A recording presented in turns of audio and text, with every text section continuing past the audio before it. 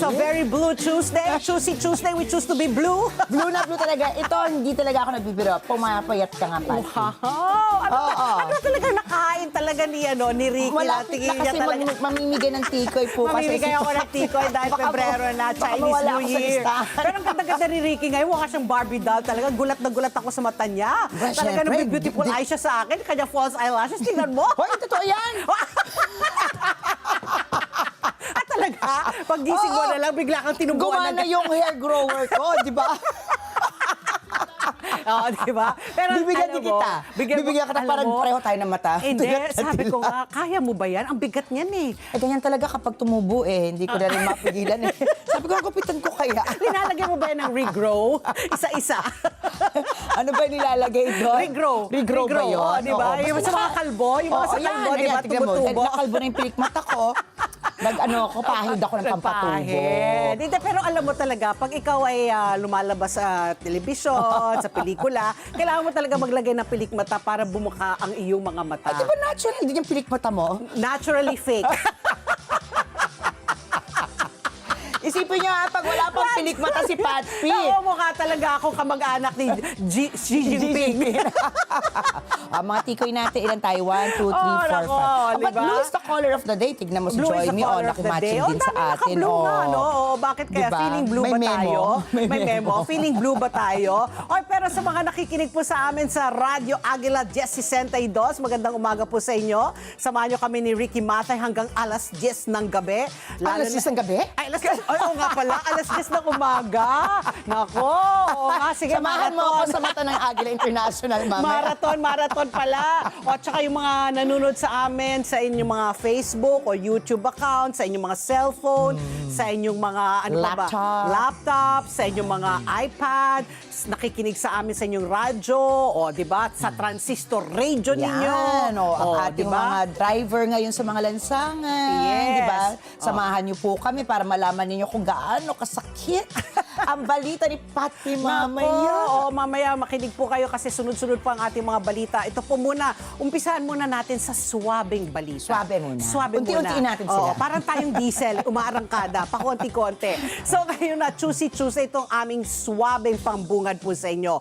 Ikaw, ito alam ko, marami po sa atin ay sumasakay po sa MRT dahil talagang napakabilis sumakay ng MRT. Talaga? Diba? Kasi wala kang traffic. Walang traffic. Walang traffic. Wala kang may encounter ng mga nangungutong ng mga traffic enforcer. Ang traffic lang yata doon sa pagpila. Pagpila, lalo na pag rush hour, ha? Pero ito yung nakakatuwa, nag-viral daw ito kahapon kasi nag-MRT yung isang official po ng TECO, yung Taipei Economic and Cultural Office. Yan po si Ginoong Michael Lee. Wow. Yan, siya po ang Deputy Representative po ng Minister ng Taipei Economic Cultural Office. Siya po ay nagbiyahe gamit ng MRT mula sa Araneta, Cubao Station hanggang sa Ayala Station. So from Cubao to Makati. Wow. And he was so surprised that it took him only 20 minutes. Wow. And 20 minutes, hour. 20 rush minutes, hour. Kung ikaw ay nagda-drive, mula Cubao hanggang Araneta, hanggang Ayala, rush hour, hindi pwede yan. aabot pa Baka siguro 2 2 oras. Correct. So siya 20 20 minutes yan. Ang binahi lang niya. Kasi sabi niya, subukan ko nga ang inyong MRT. Sabi niya, para maramdaman ko kung gaano ka-efficient ang inyong public transport system. So, and because he was inspired, napanood daw niya ito sa isang Philippine documentary. Yung ang title ng documentary ay Hope for the Dawn to Come. O, di ba ang lalim? Hope for the Dawn to Come. At sinabi nga niya, nakatulong daw yung biyahe niya para mas maunawaan niya yung kalbaryo ng isang commuter araw-araw. Wow. Di ba? So talagang kailangan na natin i-fast track talagang mass transportation because that's the only way we're going to be more progressive. Diba? Efficient. Kasi diba, ilang bilyon na nawawala sa atin dahil sa traffic every day. Oo, diba? Yung gasolina, yung diesel na nasasayang dahil nakaupo ka lang sa traffic, the time that you spend, diba, when you can do more productive things. Kaya maraming salamat po, Ginoong Michael Lee. Sana po talaga ay hindi yan yung una at huling pagkakataon, mag-MRT ka parate, diba? Para makatipid. Ayan po yung ating swabing pambunga lang. Para lang maganda yung ating Mabuti naman swabe yung biyahe niya, no? Wala siyang na-experience. Hindi siya nadukutan. Oy, pero diba? hindi- Pagsiksikan. Oo, pagsiksikan, Uy, marami, oo. ang dami kong kakilala na nadukutan. Dito sa MRT? Oh, sa MRT kasi, di ba, pag Oo. standing room Oo, only, oo, tapos oo. dikit-dikit ka talaga. Oo. Eh, nako kung magagaling na mag-pickpocket yan, di ba? Pero hindi lang naman sa Pilipinas yan, Papi, Oo nga, hindi lang diba? naman. Pero sinasabi ko lang, those are the harsh realities talaga. Oo. So, kailangan, di ba, kaya nga laging naglalagay ng mga security guard, ng mga casual clothes, di ba? Yung Yes, mga oo. undercover, di ba? Undercover, para makita. Oo, Oo. makita nila. Oh, anyway, Miss Wow. Ricky, today is a Choosy Tuesday. Oo, syempre. And we're both in blue. Bakit? Ano ba ang Bakit nga? panahon? Bakit ba? Ano meron? Ano ba meron sa panahon Meron, ngayon? ano ba, dahil ba ang buwan? Ay, Iba oo, ba ang nakita buwan? ba yung kagabi? Ay, ang Ay, ganda tulog ka na? daw. Tulog na ako. Pero kwento mo nga na napakaganda na ang buwan. Kasi what do you call it? Ano Ayan, tawag yan. niya? It's called Ayan. the snow moon. Snow moon because it's white? Yan, oo. Snow Parang moon? siguro. Snow? Pero yan, tignan nyo ha, Ayan, oh. napakaganda. Ang Oo, dami ang pong mga ganda, netizens oh. din ang kumuha kagabi ng retrato niyan. Oh, Dahil snow talaga moon. mula Cavite. Actually, Oh. buong mundo na syempre, di ba? Isang Oo, buwan lang naman na oo, meron oo, tayo oo, kagabi. oo, oo. Pero yan, it's the first snow moon of the year. Yeah. At ito, may konti akong patrivia. Ang snow moon, it represents endurance. Endurance? Introspection. Oh. And scarcity. Oh, Ayan. ito naman So, sabi niya, the February snow moon will appear nearly full for several nights, Wow. according to astronomers. So it's not, last night was the first night siguro of many nights to come. So Oo. mamayang gabi, baka gusto niyo mag-moon watching. Magmuni-muni. Oh, magmuni-muni. Ayan, pwede pa kayong humabol dito sa snow moon. Okay. Siyempre, papunta ako ng trabaho kagabi, nakita ko, ang ganda ng buwan. Ako, I love Bilog the moon. ako din. Oo, Bukod diba? sa sunset, ang paborito ko, full moon. Full moon. Di ba? Lalo na pag talagang buong-buo siya at puting-puti. Oo, Di ba? Ang puting-puti siya liwanag. kagabi Di ba? talaga. Ang ganda. Oo. Sinubukan kunan sa cellphone ko. Oo. Kaya lang hindi pa ako naka-iPhone 17. Akin 18, excuse me. Wow! Hindi, joke Oh, ito lang. na. Okay, sige. Ito naman, bukod dyan sa full moon na yan. Ang next pala, Patpi, Oo. ako gusto nung iba na masubaybayan yung next full moon sa March 3. March 3. March Okay, 3 yan, sige. ayan. Tandaan So- nyo yan. 1 month from today. February 3 ngayon, Oo. March 3 ang susunod. Ayan. Ah, So, sige. tingnan naman natin. Pero ito po, ang status po ng ating panahon ngayon, makaka-apekto ang shear line sa eastern sections ng Visayas at Mindanao at magdadala ito ng kalat-kalat na pag-ulan at pulupulong pagkulog-pagkidlat sa Visayas, Caraga, Davao Region at Misamis Oriental. Magdadala naman ng maulap na kalangitan at mahinang pag-ulan sa Batanes at Babuyan Islands, gayon din sa Metro Manila at iba pang bahagi ng Luzon, ang northeast monsoon o amihan. Ayan po, ang localized thunderstorms naman ay makaka-apekto sa iba pang bahagi ng Mindanao na magdadala naman ng isolated rain showers or thunderstorms. Muling paalala na mag-ingat dahil posible magkaroon ng biglaang pagbaha Oh. o pagguho ng lupa sa panahon ng malalakas na thunderstorms. Nasa 30.1 degrees Celsius ang maximum temperature na mararanasan po ngayong araw, mamaya alas 2 ng hapon, at lulubog ang araw mamaya 5:56 ng hapon. So, dalawa pa rin weather systems natin. Shear line at amihan. At alam ko meron din tayo binabantayan, ha, pakicheck natin. May binabantayan tayo na LPA sa may baka maging Mindanao bagyo. na maging bagyo. Oh, naku, tabay na nauna na tayo. Diba, sino yung una? Si Ada ba yun? Si Ada. O, sino ano na na kayo, next? letter A pa kaya or B na? B. Basha.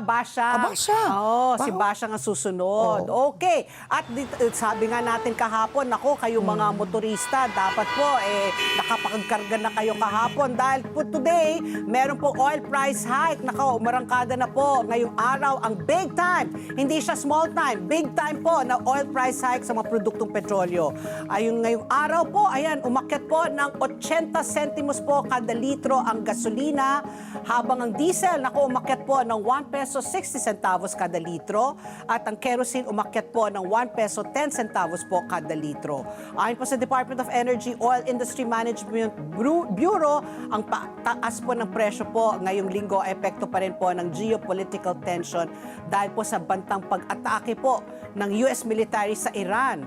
Tapos yung makasaysayang winter storm pa sa Estados Unidos at yung power issue dyan po sa Kazakhstan. So ang dami mga dahilan kung bakit po nag-aakyatan po ang mga produktong petrolyo. Ang taas nung sa diesel, ano? Taas. Kaya kahapon ako nagpakarga ng diesel. Kagabi naman na madaling araw, humabol kami ni Kuya Andy. Oo, buti pa. Oo, ito better late than never. Meron akong super panalo news din. Oh, sige nga. Okay. yung mga Hindi naman panalo yung akin eh. O sige, ano yung super panahon news? Snappy salute po talaga Snappy salute. tayo sa kababayan nating isang alagad ng batas. Ah. Nanguna kasi bilang top 1, si Police Major Inar Vic V. Flores. Flores, Sa'yo yata to eh. Di bali, okay lang. sa'yo Sige, yata to. sige na. Inumpisahan mo na eh. Nakaparihan Police Provincial Office sa International Police Exchange Program sa Abu Dhabi Police College. Isipin mo na 52 international police officers mula sa 35 countries, pero isang Pilipino ang ganyan. Yan ang tinatawag natin, tinamo, maabilidad. Galing. Si Diba? Major Inar. Di ba? Diba? Na-memorize mo na paano i-pronounce yung pangalan. Inar lang. Kaya not sure nga kung Flores, di ba? Ay, ang galing. ang Kaya pala galing. snappy salute. Wow. Di ba ikaw reserve Yes. officer ka? Reserve. Sige nga, isang snappy salute. Pakitaan mo nga kami na isang snappy salute. Bakit snappy salute? Ganun lang naman yun ah. Ay ako, mamaya. Siyempre, number 1 itong natin, di ba? Itong sige, peg. okay. Pero noong January 2026, personal niyang tinanggap ang pagkilala sa graduation ceremony na dinaluhan ng matataas na opisyal ng United Arab Emirates. So, paano kaya siya napunta dyan, ano? Baka pinadala siya yung representative ng Pilipinas. Kasi nga, sabi nila, magaling tong si Major Inar. Meron tayong pagkakataon para manalo. O tingnan mo, nag-top 1 lang naman siya. Sinaluduhan din siya ni Philippine Ambassador Alfonso Aver dahil sa kanyang husay at ang marangal na pagdadala niya ng bandila ng Pilipinas at ng Philippine National Police sa ibang bansa. Ang International Police Exchange Program ay isang level 4 post-secondary qualification sa Advanced Police Science na kinikilala ng Security Qualification Center ng UAE Ministry of Interior. Layon po ng programa na paigtingin ang kakayahan ng mga kalahok sa modern policing, pamumuno at maayos na pagpapatupad ng batas. Alam mo, maganda yung mga programs na yan, yung mga exchange programs. Ganda. Kasi diba, parang best practices. Tapos lumalawak yung network. Marami kang nakikilala. Lalo na pag mga Interpol, tatawagan mo lang, uy pare, tulungan mo naman ako, nawawala si Zaldi ko. Namataan mo ba siya dyan sa UAE? Pwede, di ba? Mga ganyan. Kaya dapat talaga may mga exchange programs sa ganyan para talaga lumalawak yung network, yung nagkakatulungan kayo, best practices. Pare, ano bang ginagawa ninyo pag nahuli kayo nangungutong? Ay kami, kinukulong, pinapatay. Sa amin, inaano lang eh. Ang lala. Pinuputulan lang ng kamay. Di ba? Mga ganyan, di ba? Best practice yun ah. Yeah, best practice. Parang hindi na umulit mangutong. Di ba? Putulin mo na yung kamay. Tsaka pero kung dito sa magnanakaw, baka wala ng kamay yung mapuntahan natin sa Congress. Makita natin, putol na yung mga kamay. Paana lang nila. Oy, maparaan ng Pilipino. Mangungutong sila pa ang gamit. Pahingi nga. Okay, ito naman. Sana naman mapunta, mamaya magkita tayo. Okay, ito naman ang ating swak na pasyalan ngayon. Ako, tayo, mahilig tayo, mamasyal. Yes. Para iba, hindi lang sa luneta. Wag na, may iba naman tayo Sabi mapasyalan. nga ni Rico J. Puno, mamasyal na walang pera sa luneta.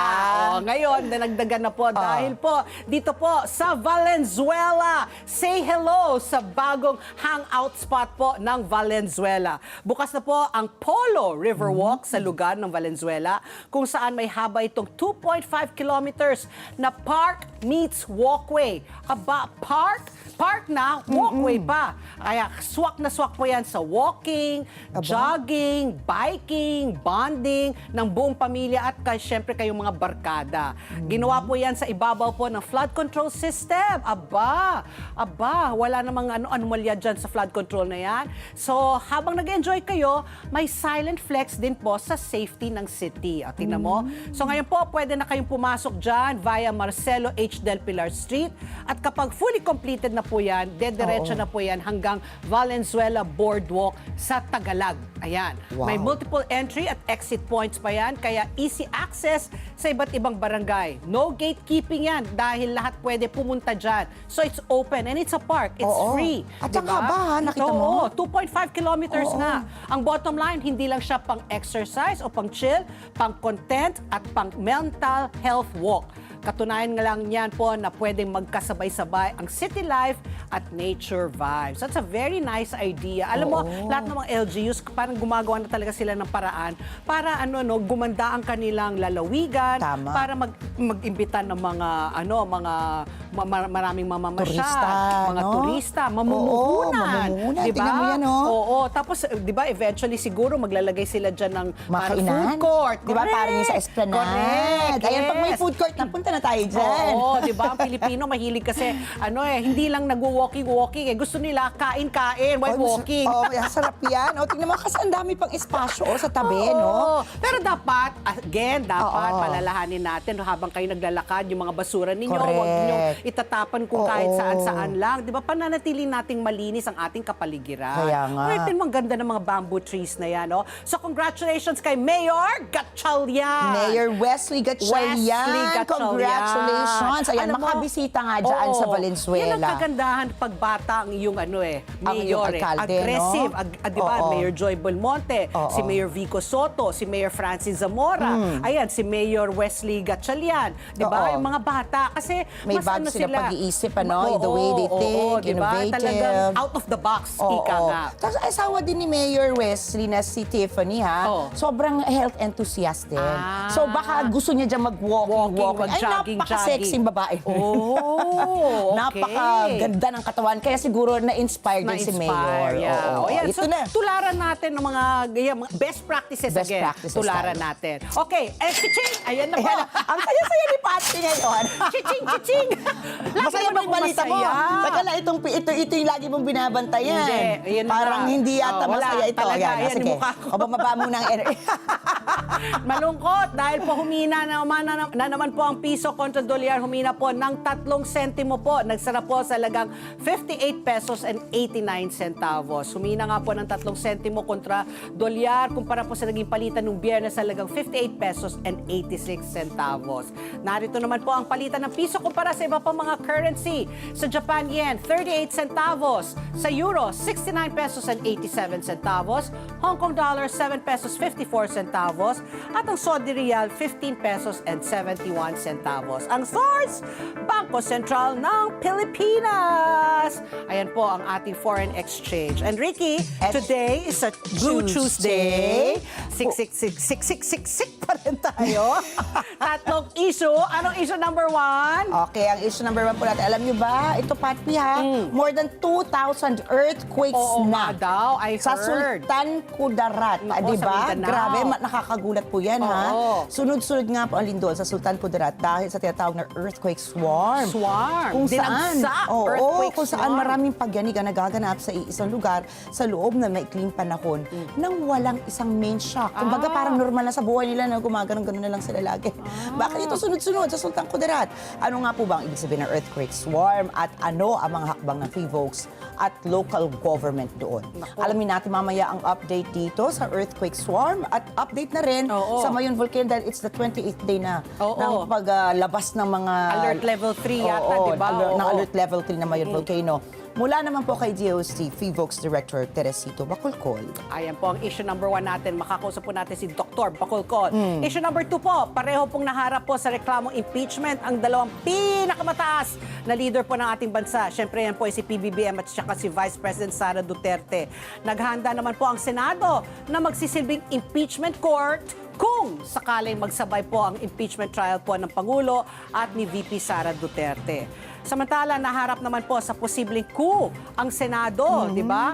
So mamaya po, tatalakayin po natin yan, makakausap po natin ulit si Professor Lester Balmatero, ang UP National College of Public Administration and Governance Professor. Ayan, si Prof, para bigyan tayo ng linaw. Paano ba ito? Dalawa sa pinakamatataas na leader ng ating bansa ay humaharap sa impeachment complaint. Ano mangyayari sa Ano atin? nga ba yan? Sa ekonomiya diba? natin. Sabi ko nga, di ba, parang nakakaumay na? Hindi lang umay, nakakasama ng loob kasi parang imbis na umusad tayo. Oo, ang dami nating problema ang daming eh. problema. At puro politika. At puro politika nga. Tapos itong Senado naman, di ba? Oo, Nagkaroon nga ng nagbabadya na naman daw na baka daw change in magkapalit. leadership again. Correct. Ano ba yan? Wala, Oo. parang ang dami natin Senate President. Kaya nga, Wala nang ano ba yan? Oo.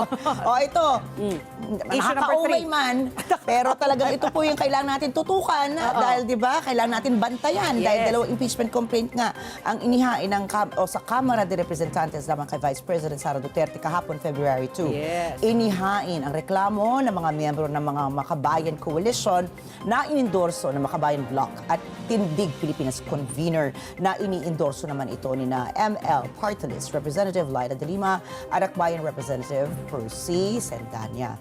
Inaakusahan si VP Sara ng mga paglabag sa konstitusyon, katiwalian at korupsyon, panunuhol, pagtataksil sa tiwala ng publiko at iba pang mabibigat na krimen. Kabilang na ang maling paggamit umano ng bilyong piso sa confidential and intelligence funds, pang-aabuso sa kapangyarihan at pagpapahintulot ng mga extrajudicial killings. Aba, para pag-usapan po natin ito, makakasama po natin ang live. Yes, live. Walang iba. Oo. Kundi si Attorney Michael Powa, ang abogado po mismo ni VP Sara Abogado Duterte. na, spokesperson pa. Oo nga, all around Very talaga si accommodating si attorney. Attorney Michael parate sa atin, Oo, di ba? This oo. will be his second live studio guesting when he comes later. So yan po ang ating mga issues mamayang umaga po. Kaya samahan nyo kami ni Ricky hanggang alas 10 ng umaga. Are you sure? Pwede naman samahan mo ko hanggang mamaya. Hanggang mamaya, medya ako mamaya ng gabi. Pero bago tayo mag-break, ito po ang ating question of the day. Kasi umiikot na naman nga itong usap-usapan na tungkol sa pagpapalit ng liderato sa Senado. Kapon napanood ko sa news si Senator Alan Peter Cayetano kinausap in interview. So is there really going to be a Senate shake-up again? Ganyan. Well, we talk about it every day, but maybe not today. Ganyan. Verbatimly, Oo, kasi syempre nasa minority sila. Syempre gusto nila, mas sila yung maging mayorya. Aminado naman sila dyan. Aminado. Alam mo, i-deny diba? pa niya yun. Sabi niya, aminado naman daw sila. Gusto nila maging majority. Siyempre, sarap kaya maging majority. Oo, diba? Kaysa maging minority. Diba? So, ito po, may kakulangan umano ng boto kasi nga hindi pa rin pumapasok si Senator Bato de la Rosa. Naayon po kay Senator Alan Peter Cayetano na kailangan syempre siya sa pagpapalit, di ba? Oo. Para magboto-boto. So, ang ating question of the day, ito. Ayan, ang Senado ba ay kumbaga dalawang impeachment complaint ang hinahain na, di ba? Oo. Laban sa presidente at saka sa vice president natin. Tama ba na pati ang Senado magpapalit? Oo. Di ba? O ayan, kayo ba isang ayon na dapat ipalit rin? Total, pinag-ano na dapat na bang magkaroon ng pagbabago sa liderato po ng Senado?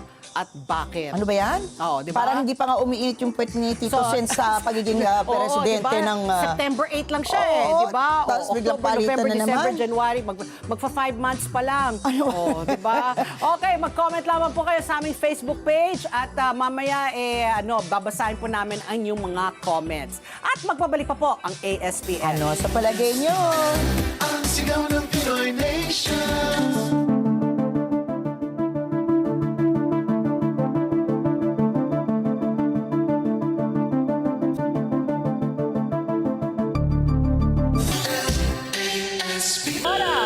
Alas 8:28 na po ng umaga. Silipin na natin po ang mga maiinit na balita ngayong Juicy Tuesday, Blue Tuesday, February 3 na po, 2026. ASPN, ating sinundang pangunahing news. Ang una nating headline, dalawang impeachment complaint laban po kay PBBM, idineklarang sufficient inform.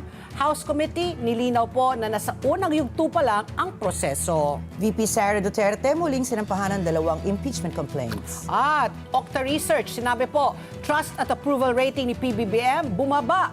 Ang rating naman ni VP Sara, tumaas. Mga senador, isinantabi ang mga usap-usapan ng pagpapalit ng kanilang liderato. At para sa ating world news, partial shutdown ng pamahalaan ng Estados Unidos nagpapatuloy. Isinusulong na funding package, hindi pa rin naaprubahan. Sa ating police report, ikalimang suspect sa pagpatay sa babaeng pulis at kanyang anak, sumuko. At sa ating showbiz pasilip, Arabel de la Cruz, Grand Champion sa prestigyosong Veiled Cup sa South Korea. Galing talaga ng mga Pinoy. Oras muli, alas 8:29 na po ng umaga. Ito na po ang mga istorya sa likod po ng ating mga headlines. Nilinaw po ng House Committee on Justice na sufficient inform o sapat po sa forma ang dalawang impeachment complaint na inihain laban kay Pangulong Ferdinand Marcos Jr. Pero hindi ito nangangahulugan na inaprubahan na ang mga ito. Binibigyan daan lang umano'y nito ang pagpapatuloy ng komite sa pagsilip naman sa substance o laman ng mga reklamo. Mangyayari ito ngayong araw. 46 po na mambabatas ang bumoto para sa impeachment complaint na inendorso ni Pusong Pinoy Representative Jet Nisay. isa ang tumutol at isa po ang lumiban o nag-abstain. Nakakuha naman po ng botong 35-9-1 ang reklamong inendorso ng Makabayan Bloc. Narito po ang pahayag ni Committee Chairperson Batangas Representative Jervil Luistro. Ang atin pong tinapos ngayong araw na ito, kung tawagin namin under the rules, is sufficiency in form. Ibig sabihin, dapat ng impeachment complaint signed ng complainant, verified, based on personal knowledge and authentic records, may endorsement, resolution of endorsement ng member of the House. And with all these considerations, pinagtibay po ng boto ng mga miyembro ng Justice Committee na ang De Jesus complaint ay sufficient in form at ganun din ang Masa et al. Complaint ay sufficient din in form. Tinig po yan ni Congresswoman Luistro. Nilinaw din po ni Luistro na sa puntong ito ay pinagbabawalan pa ang komite na timbangin ang ebidensya o suriin ang katotohanan ng mga akusasyon. Narito muli si Representative Jervil Luistro. Ito po'y preliminary matters of the entire proceeding of impeachment. And in determining form and substance, we are supposed to confine. Ang tututukan lang po namin ay kung ano ang nakasulat at nakikita namin sa impeachment complaint. We are not supposed to go beyond. Bawal pa po kaming makinig ng mga ebidensya to prove the allegations in the complaint. Tinig muli ni Congresswoman Luistro. Ayon po kay Congressman Luistro, oras na madeklarang sufficient in substance ang dalawang reklamo, magpapalabas ang komite ng notice sa mga respondent para sa pagsusumite ng mga pleading, affidavit at counter-affidavit. Kasunod nito ay tutukuyin kung may sapat bang basehan para suportahan ang mga reklamo. Kung papasa muli dito, sunod na po ang mismong pagdinig. Ayon po kay Luistro, ang pinakahuling yugto ay ang pagtukoy ng probable cause. Ilalagay po ng komite ang findings nito sa isang formal na ulat na ipapasa sa plenaryo para sa konsiderasyon. Kapag nakakuha ito ng pabor na boto mula sa 1/3 ng lahat ng miyembro ng Kamara de Representantes, ay saka naman ipapasa ang impeachment case sa Senado para sa paglilitis. Tiniyak naman po ng Malacanang na nirerespeto nito ang proseso ng impeachment. Ayon po kay Presidential Communications Office Undersecretary Claire Castro, kumpiyansa rin naman po si Pangulong Marcos na hindi magbubunga ang reklamo laban sa kanya. Narito naman po ang pahayag ni Jose Claire Castro.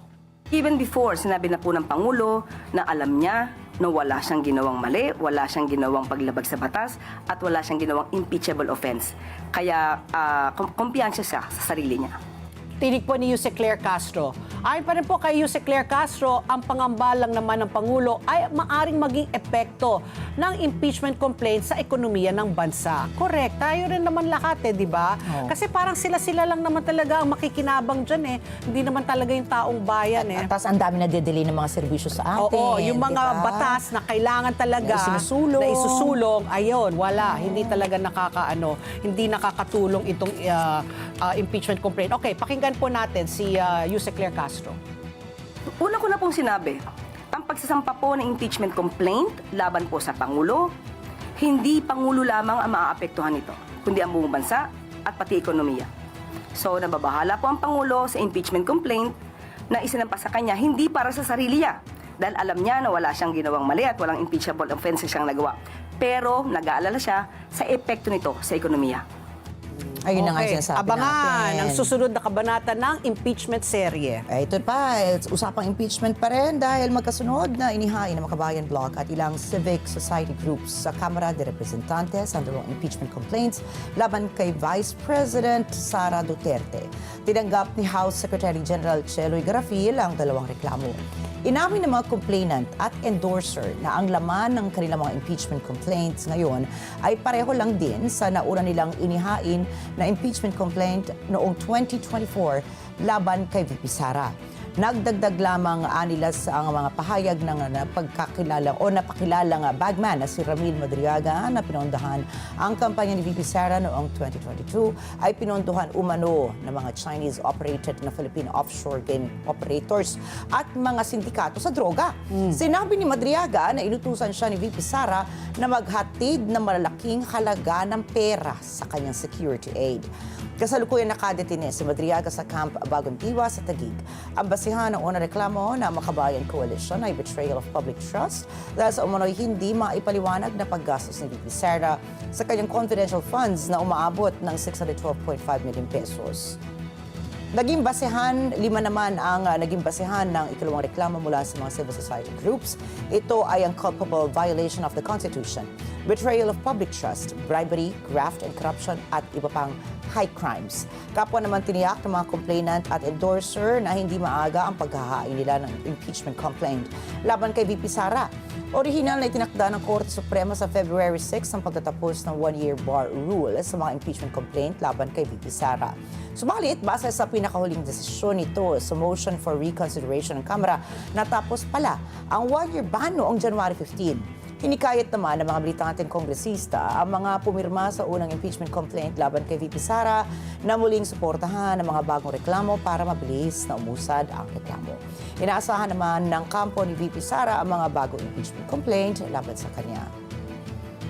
Ayon sa isa sa mga abogado ni VP Sara na si Attorney Michael Powa, handa silang harapin ang mga ito.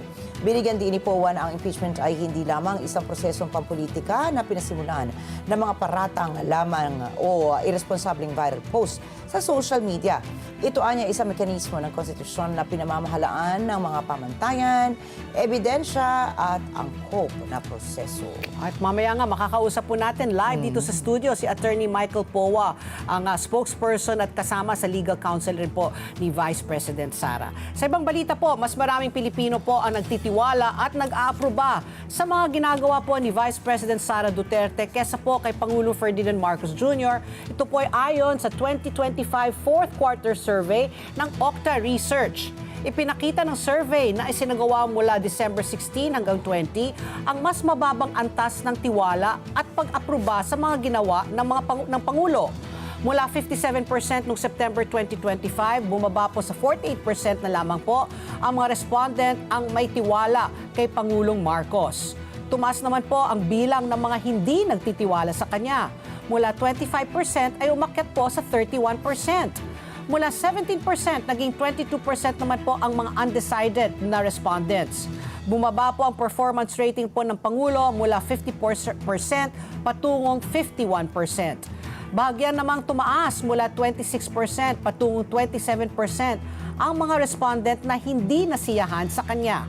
Tumaas din po mula 20% patungong 22% ang mga undecided. Patuloy naman po ang tinatamasa ni Vice President Sara ang tiwala at kasiyahan ng karamihan po ng mga Pilipino.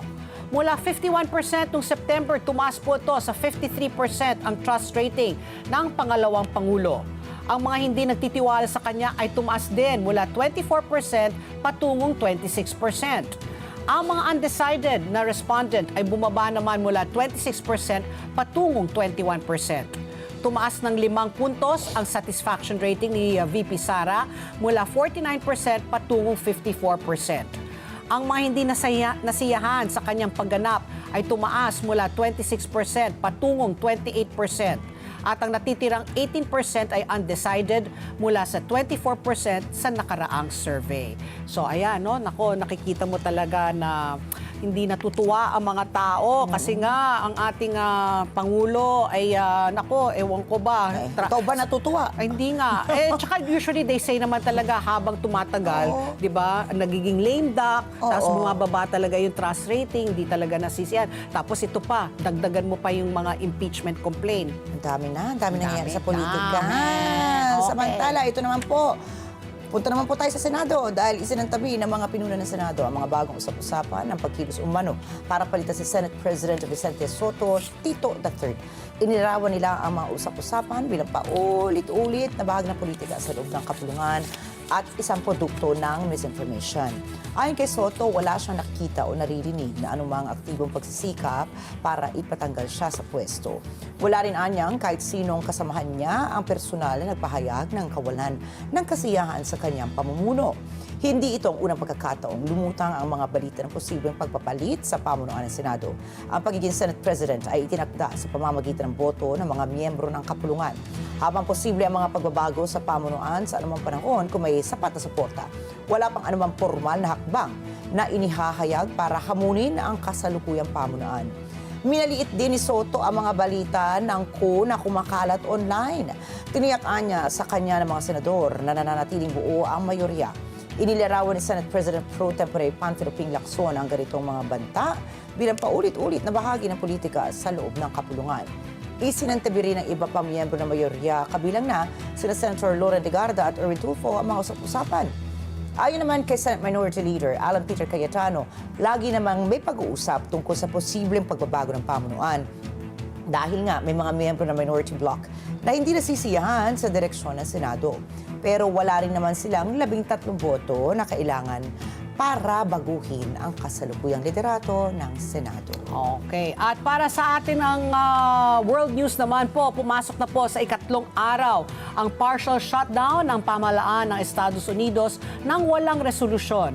Patuloy po na hinihingi ng mga Democrat ang mga reforma sa immigration bilang bahagi po ng anumang kasunduan sa pagpupondo para muling buksan ang pamahalaan. Sinang-ayunan ng mga Democrat at Republicans sa Senado ang isang package ng 5 spending bills noong Huwebes, January 29. Pero inalis ang ika-6 na panukala tungkol sa pondo para sa buong fiscal year ng Department of Homeland Security o ang DHS. Sa halip, inaprubahan ng Senado ang pondo para sa 2 linggong operasyon ng DHS. Nais po ng mga Democrat na mga pagbabago sa operasyon ng Immigration Enforcement, kabilang po ang pag-uutos sa mga tauhan nito na magsuot ng body camera na naka-on at huwag magsuot ng maskara. Hindi maskara na pang eyelashes, ha? Maskara, mask. Ang package na pinayagan ng Senado ay dapat munang aprubahan ng House of Representatives bago ipadala kay President Donald Trump para kanyang pirmahan.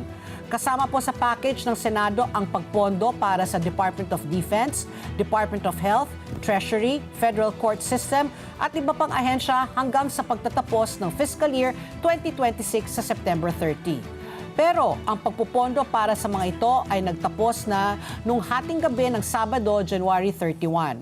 Dahil hindi pa nga naaprubahan ng House of Representatives ang bagong pondo, nag-partial shutdown ang kanilang pamahalaan. Kasi nga, di ba, tungkol nga dito sa immigration, sa ICE, ang daming napapatay, 2, di ba? Di ba? Isa tsaka yung, di ba, napanood ba natin yung Grammy Awards, di ba? Yung Grammy Awards na yan, na-viral yan ng weekend, ha? Halos lahat ng mga nanalo doon, ang artists, mga sikat, ayun yung pinupunta nila, no to ICE na daw. No to ICE, Alisin na correct. daw ang ICE. Very Maginaw niya. violent. Oras! Alas 8:43 na po ng umaga sa aming pagbabalik. Makakausap po natin si Dr. Teresito Bacolcol mula po sa FIVOX. Kasi nga, tatanungin natin siya, ano itong earthquake swarm? What does this mean? Ayun po, yung nangyayari sa Sultan Kudarat. Sa pagbabalik po ng ASPN. Ano, sa palagay nyo, Ang sigaw ng Pinoy Nation. Information and education. Oras! Alas 8:46 na po ng umaga at kasama na po natin sa linya si Dr. Teresito Bacolcol, ang DOST FIVOX Director po. Magandang umaga po, Dr. Bacolcol, and welcome back po sa ASPN. good morning, sir. Yes, good morning din po sa inyo. Okay, Doc, napatawag po kami dahil po kami ay nababahala dito po sa nabalita po na sunod-sunod, 2,000 mahigit na po ang pagyanig po dyan po sa Sultan Kudarat na you labeled it na nga an earthquake swarm. Maybe we can start off po by you explaining to us ano bang ibig sabihin ng earthquake swarm at bakit po ito nangyayari ngayon? Okay, so yung earthquake swarm, ito yung may mga moderate, light to moderate earthquakes na magkasunod-sunod and in one area lamang. And wala tayong ma-identify na main shock and wala din tayong halos pare-pareho yung mga magnitudes nila. Oo. So ito, nangyayari ito kapag may gradual release of stress in a particular tectonic area. So katulad nito, nagkaroon ng release of stress along the Cotabato Trench. So instead na biglaan, unti-unting naglalabas ng stress, and ito yung nare-register natin as earthquakes. Oh, okay. So sir, since malapit nga rin po kayo sa katubigan, ang tanong din nila, meron po bang danger na magkaroon po tayo ng tsunami dahil po sa nangyayaring earthquake swarm? So far, yung na-record natin is 5.9. Hindi naman yan makapag-generate ng tsunami. And the thing is, yung earthquake swarm, it may or may not lead to stronger earthquakes. So ang advice natin sa publiko na magiging vigilant, and dapat alam nila yung natural signs of an impending local tsunami. So this is not the first time na nangyari ito. We also had a similar event last December 2024 sa may Santa Catalina in Ilocos Sur. Galing naman to sa Manila Trench, and yung nung December naman 2025 sa may Masbate area naman, ang source naman ng storm would be the Sibuyan Sea Fault. So hopefully mag-dissipate naman ito sana, kasi we started last January 19. And noong January 20, nakapagtala tayo ng 289 na earthquakes. And then noong January 27, naging 70 na lamang. Kaso nagkaroon tayo ng magnitude 5.9 noong January 28. So dumami na naman yung earthquake natin, nasa 833. Pero kahapon, nasa 83 na lamang. And out of the 83 earthquakes na na-register natin kahapon, ni isa walang naramdaman yung mga tao. Okay. So pero Dr. Bacolcol, ito ba ay pag sunod-sunod, no? Kasi you mentioned this is not the first time itong earthquake swarm ay nangyari. Ito ba ay is this a prelude already? Kasi lahat po tayo ina-anticipate natin the big one. Yung pag ganito ho ba, senyales ba ho yan na sabi nyo kasi no, ang earthquake swarm unti-unti light to moderate na nagre-release po ng stress, 'di ba? Gradual release of stress po. So, parang tao, pag dumating na po sa punto na talagang hindi na nila kaya, mag-explode. Ganun rin hubay dito. Ito ba ay prelude sa the big one, or it is completely different? This, again, yung napanggit ko na, this may or may not lead to stronger earthquakes. So, hindi talaga natin masasabi if this will be a prelude to a big one. Kasi nga, again, earthquakes cannot be predicted. Yeah. But again, yung nakita kasi natin, yung January 20, meron tayong 5.2, January 21, 5.1. And then, unti-unting bumababa yung numbers natin. Sa kaso, January 28, nagkaroon tayo ng 5.9. So, nung sinasabi natin nung January 27 na bumaba na yung number of earthquakes natin, we expected na totally dissipate na siya. Kaso, yun na nga, meron tayong isa pang mas malaki. Na 5.9 nung January 28. Yeah. And then ngayon naman, bumaba na. So hindi talaga natin masasabi. Na yung decreasing number na earthquakes na register would totally maging zero na. Kasi minsan may outlier, biglang kakaroon ng mas malaki. Which is yun yung nangyari ng January 28. So hindi talaga natin masasabi if may mga instances naman, may mga pero karamihan ng earthquake swarms natin, wala namang sumunod na mas malaki. Okay. Medyo, that brings me to my question po sana, Doc, kasi historically, yung datos po na nakuha po natin with the previous earthquake swarms, wala naman po bang, kumbaga, peligro po para sa mga mamamayan dyan sa Sultan Kudarat at mga karatig po na probinsya? Halimbawa po ba kahit paano, kahit hindi siya yung the big one, meron po ba kahit paano damage, for example, sa kalupaan or sa mga low-lying coastal communities? Wala tayong na-register na damage dito. Wala rin na-report na damage dito. Kasi yung taas na intensity na nakuha natin is intensity 5, and kapag intensity 5 naman, wala namang damage yan. Yung damage would start at intensity 6. So again, wala tayong na-report na damage. So you're saying, because of this so earthquake. Doc, is it safe for the residents to stay in their communities? Again, ang sinasabi natin, maging vigilant sila and heightened alert. Pero yung LGUs kasi napa-evacuate ng mga tao, yung mga kababayan nila.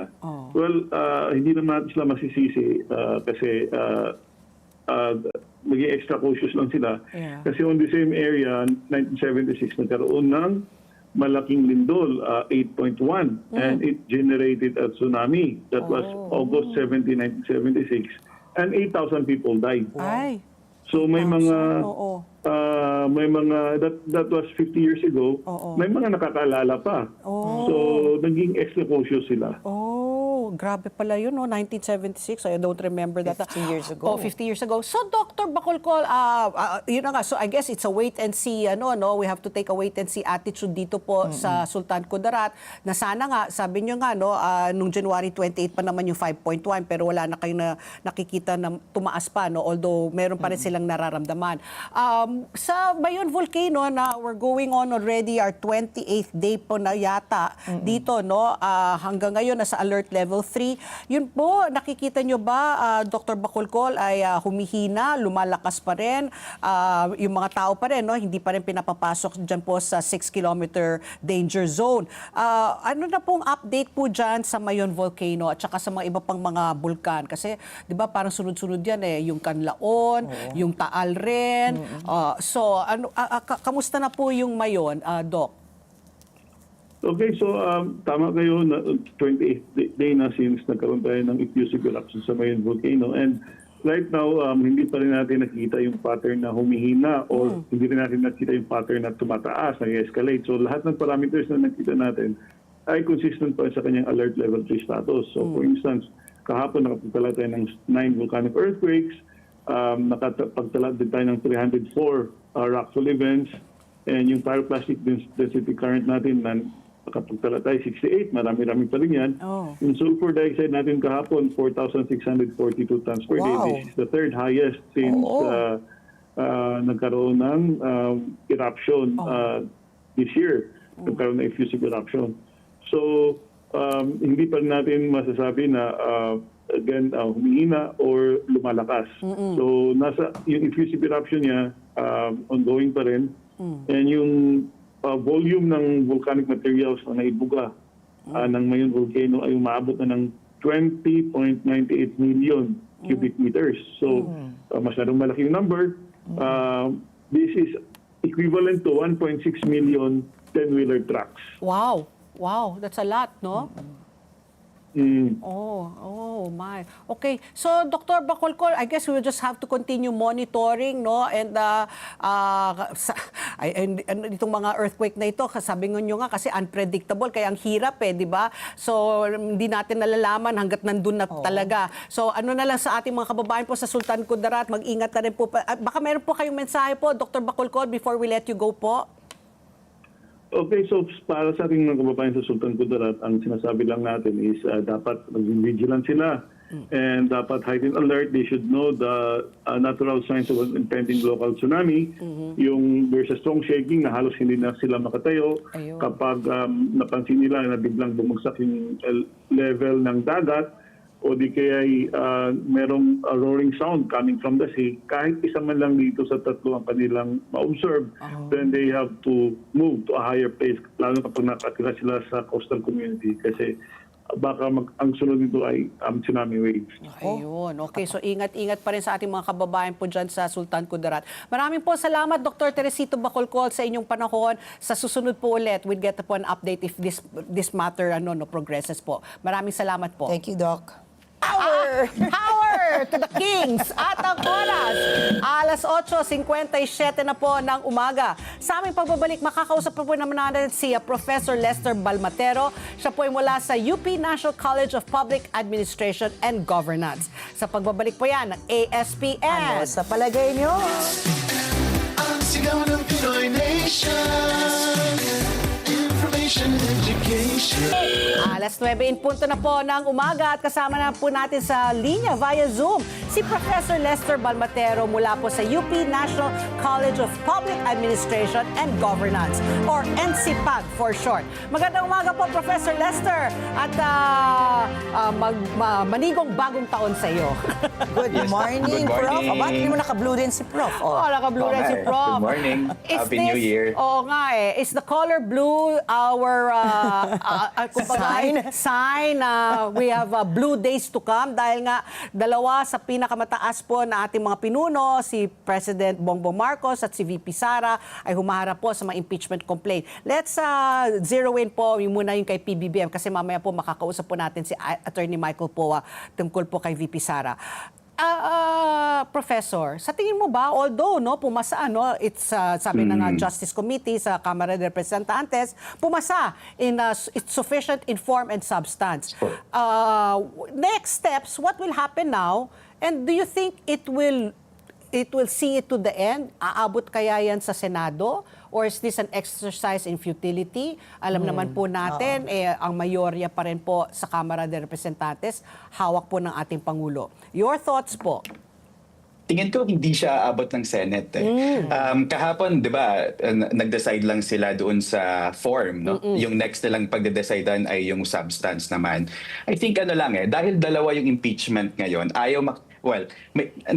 nasira din kasi yung trust ng taong bayan sa House of Representatives because of the flood control project. So may trust building na kailangan gawin yung House of Representatives. So dahil may dalawa kang impeachment cases, hindi mo pwedeng at least parang hindi makita ng taong bayan na parang nire-railroad mo yung isa. Tapos samantalang mag-zoom in ka naman dun sa isa.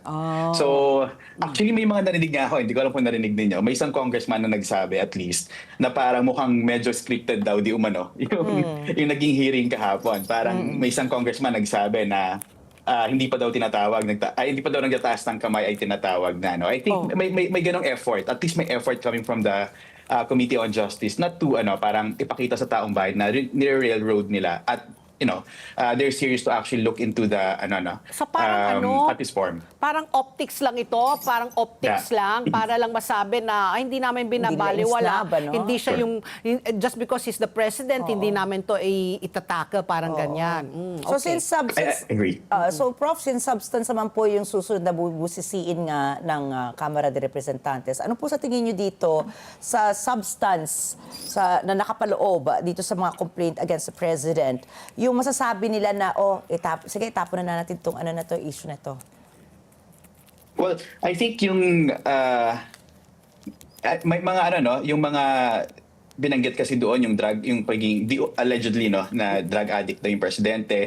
I think yun yung medyo mahirap yung pangalawa yung kidnapping to the former president. I think medyo mahirap din siya kasi may mga kailangan kang patunayan doon. But yung pinakamadali ay yung hindi niya pag-veto doon sa unprogrammed funds and the flood control dahil at the end of the day he signed the budget, the GAA. So basically mas madali siyang i-prove but I think alam niyo naman that it's a political process. Therefore, at the end of the day, tingin ko dito pa lang sa Justice Committee mukhang hindi matutuloy papunta sa plenaryo yung impeachment against the president. I agree with you, mukhang optics lang ito. They want to build trust from the people at para hindi masabi na too political, at mag-zero in lang sila doon sa impeachment ni VP Sara. Kasi kapag nag-zero in lang sila doon sa impeachment ni VP Sara, obviously the people will may assumption coming from the people na bias yung House of Representatives. Parang may favoritism. Correct.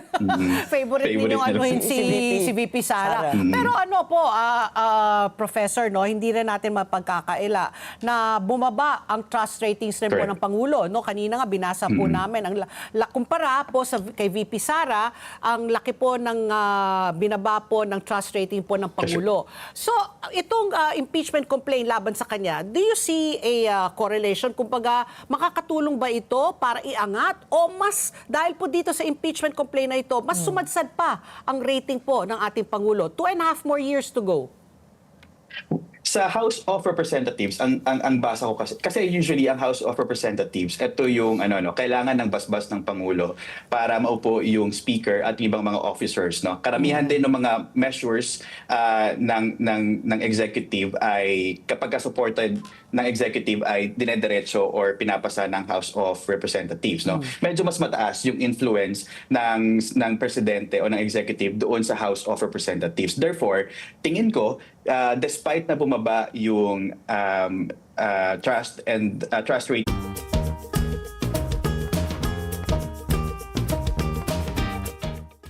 nung trust rating, I think ang effect niyan mas lalo ay sa Senate. So dati mas mahirap, medyo mahirap nang makuha yung 2/3, no? Wala silang numbers. Tingin ko mas mahirap ngayon because of the trust rating. Kasi yung Senate, ito naman yung sinasabi na parang independent, no? 24 republics yung Senate. And I think, at saka national yung perspective nila. The president is also national. At mas mahina, no? Yung influence ng presidente doon sa Senate. So I guess, tingin ko, yung pagbaba ng trust rating ay mas makaka-apekto dito sa Senado. Okay, kung sakali man po na halimbawa magkamali po tayo ng ating prediction at pumasa dito sa House of Representatives po, makuha niya po yung boto para maiangat sa Senado. What is the next step po for the President? Kailangan i-insulate niya yung sarili niya doon sa discussion. Kapag pumasa siya doon sa House of Representatives, no, hayaan niya na yung Senate to actually conduct the hearing. Pero tingin ko, kahit medyo maliit yung majority niya, 2/3 kasi yung hinihingi ng konstitusyon natin. So I think may number pa rin siya para hindi ma-convict sa Senate. Sa Senate. Oo. So do you think itong mga usap-usapan po sa pagpapalit po ng presidente naman ng Senado, meron po ba itong kinalaman dito nga sa mga impeachment ng presidente? Yes, malaking bagay yun. So far, this is one of the pinakamalaking minority na numbers sa kasaysayan ng Pilipinas. Usually, konti lang yan. Ngayon, umabot silang 9. Basically, ang kailangan mo lang, 4 or 5 para mapalitan yung leadership sa Senate. And likely, although kasi majority lang naman yung kailangan mo para to change the leadership. Pero sa impeachment trial kasi you need 2/3. And I think yung side ni Vice President Duterte, walang 2/3, no? At least ngayon, walang 2/3 para ma-convict si VP Sara. At tingin ko rin ngayon, wala pa rin 2/3 para naman ma-convict din si President Marcos, assuming na pupunta talaga or ma-approve ang impeachment sa House of Representatives. Pero Professor, sabi mo nga kanina parang baka hindi na umabot sa sa level po ng Senado. So, and aside from the optics, bakit pa natin, sabi mo nga baka it's a trust issue of the government. Pero in the long run ba, is this exercise, are we doing this so that talaga bumangulang ulit ang papel ng mga Kongreso? Ito ba ay hindi ba mas dapat natin ipansantabi para po isulong natin yung mga reforma para talaga gumanda ang takbo ng ating bansa? Sa akin personally, I think it's about time to actually discuss yung merit din ng case. Kasi it's been 2 years. Okay. Parang last year pa yan na pinag-uusapan. So parang if we want to move forward, at least for me, pag-usapan na natin whether matapos o i-approve ng House of Reps or hindi, pag-usapan na natin kasi talagang dinadrag na. I agree with you ang daming mga pending bills na hindi posibleng mapag-usapan. Opportunity cost, no? The ability, marami kang i-give up na oras, especially ngayon, yung calendar days and session days, no? So mas pinaikli. So kailangan yung oras, yung mga presentation ng mga evidence ay masiksik agad doon sa 60 session days na sinasabi ng Supreme Court. So talagang may opportunity cost siya. But I think for me, mas lalong madadrag pa siya kapag hindi na natin napag-usapan at napag-decidan ng House of Representatives today for both cases, no? For both for President Marcos and for VP Sara. I think it's about time, no? Once and for all, pag-usapan at tapusin na natin itong usapin na ito. Para sa inyo, Professor Lester, correct me if I'm wrong, dapat pag-usapan para mas may transparency. Para hindi lang ito parang nagko-cover up para sa isa't isa, malaman ng taong bayan kung sakali man talaga yung katotohanan, kung sa kaso po ni VP Sara, yung hindi niya pag-account, yung kanyang confidential funds, tapos itong kay President Marcos, bakit nga niya pinirmahan kung siya po ay tutol, Alam naman niya palang maraming kickback. back. So it's more for transparency and accountability more than anything else. Yes, I agree. And also, allowing also our institution to actually discuss at the proper venue. Kasi for the longest time, everything is online or social media or media, no? Parang hindi talaga napag-usapan doon sa proper forum. And the Constitution says the proper forum is the impeachment court. Or at least, in this case, the Committee on Justice to identify kung may sufficient pa sa form and substance. Hindi siya dumaan doon yung proper venue. So I think it's about time. Hayaan na natin, no? Dumaan sa tamang proseso itong mga discussion na to. And then you're right, no? And let the people actually decide kung totoo ba yung mga paratang for both officials. So, pero gusto ko lang din banggitin, parang 3 years ago, nandun tayo sa idea ng unity, no? Ngayon, Wala for na. the first time in our history, dalawa na silang mayroong impeachment cases. Actually, parang first time din na nagkaroon ng discussion, I think even among academics na what's gonna happen kung sakali man lang. Yes. Parang na-explore yung ganun, no? Medyo na-explore. Dati kasi hindi na-explore yan. Dati kasi usually Ang president lang. presidente dito no? Yung vice president at ang Sabay. presidente sabay. Sabi ko, ano mangyayari sa ating bansa kung sakali mang pareho, no, ay ma-impeach, 'di ba? Parang mas lulubog pa talaga ang ating bansa, yung ating but anyway, Exactly. Ito nga, sabi mo nga, Prof, at PATP, di ba, it's really more of a show for transparency and accountability. How optimistic are you, Prof, na magkakaroon nga ng somebody who's accountable? Magkakaroon talaga ba ng accountability if this is a show for accountability and transparency?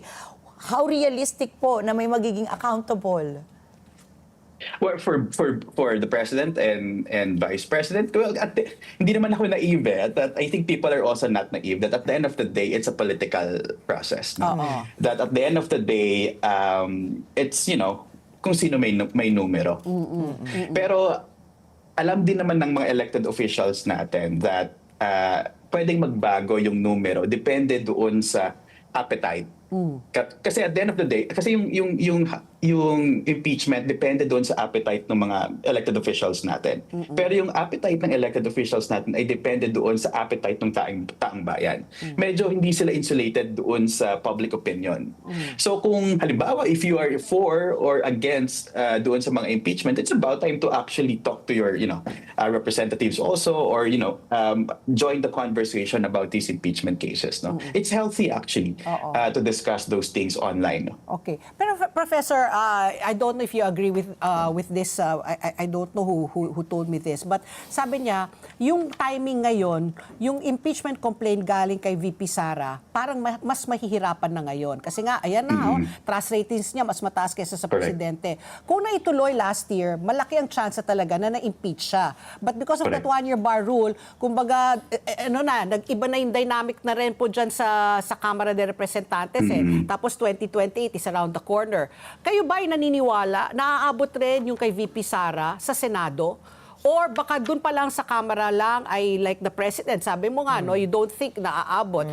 Kay VP Sara, what do you think the chances are na aabot sa Senado? Kasi doon naipit Oo, di ba? Doon naipit kay Senate President Cheese Escudero at the time. Na yun na nga, nagkaroon ng technicality si forthwith.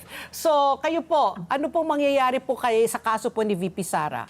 Meron marami ba siyang alyansa doon sa Kamara? Compared to the President, tingin ko mas mataas yung chance ng impeachment case against sa VP Sara na mag-proceed at umabot sa Senate. No? Pero kung ikukumpara mo naman siya doon sa chances compared last year, mas mababa yung chance ngayong taon. Because of the numbers? Because of the numbers. Tsaka lahat ng actions ng elected officials natin, both House of Representatives and Senate, ay nakadepende doon sa 2028 elections. But I think yung binanggit ko lang din kanina, although tumitingin sila sa 2028 elections, historically, mas malaki pa rin yung influence ng executive sa House of Representatives. Kaya parang tingin ko malaki pa rin yung chance na ma-impeach siya at sa House of Reps, pero mahihirapan at mas mahirap lalo ngayon sa Senate. Okay.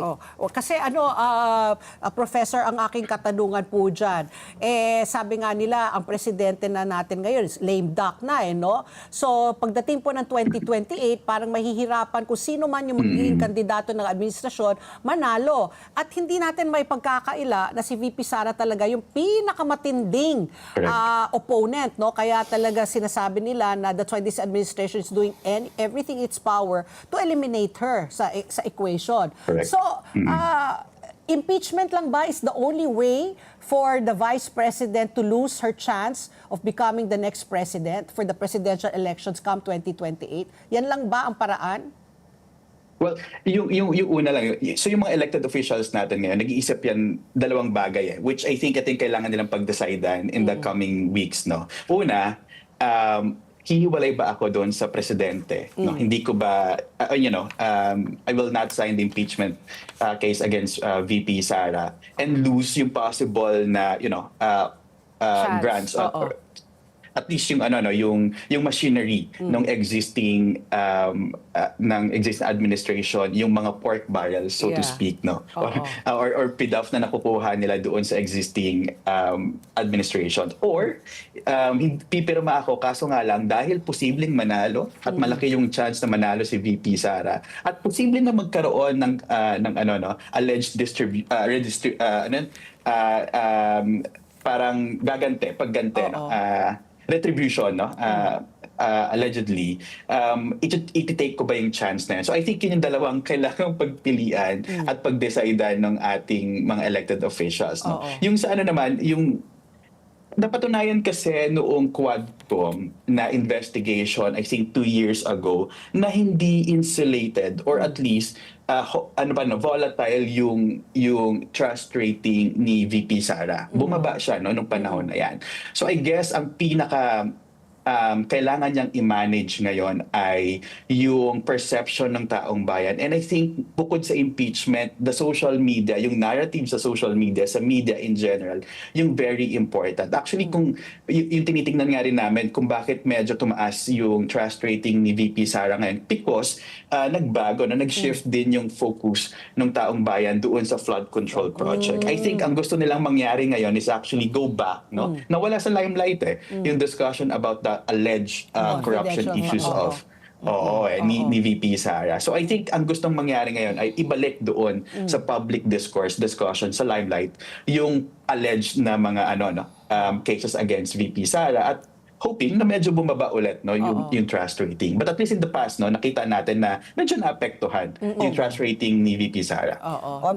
Natabunan ng flood control. Pero naman, kumpara mo naman yung 600, malaki pa rin siyang figure, 618 million. Correct. Pero kumpara mo naman sa 1 trillion na flood control scandal, talaga naman, siguro kahit matabunan na ng bahayan, talaga mababaha na po yung issue natin kay VP Sara. Correct. No? Ito naman, Prof, siguro, kasi nga medyo marami pong nalito. Dahil alam naman natin, sometimes, when you file a complaint, usually dyan nata-technical nadadali ka ng technical kaya marami nakakalusot Pwede po bang linawin natin, ano po yung pagkakaiba ng session days versus the calendar days. Kasi dyan nagkaroon maraming diskusyon pati nga sa Supreme Court. Oo, dahil nga sabi nila, naku, baka ma-technical na naman tayo. Meron po bang mate-technical kumbaga sa pagpa-file kay President Marcos ngayon tsaka kay VP Sara if you look at the calendar days and session days? Okay. Kasi nagkaroon dito ng debate nga recently Oo.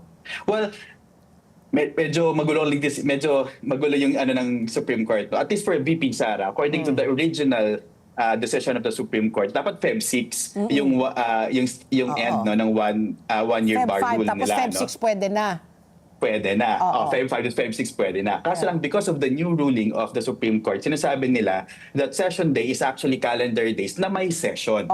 At kung bibilangin mo yon from December 2, kung hindi ako nagkakamali, na final yung first impeachment case, kung bibilangin mo yung 10 session days, na calendar days na may session, that's actually January 14. Kaya January 15 pa lang, pwede nang actually mag-file yung mga tao for another impeachment case. Unfortunately, January 28 to 29 nag-release yung Supreme Court ng decision. So tapos na, no?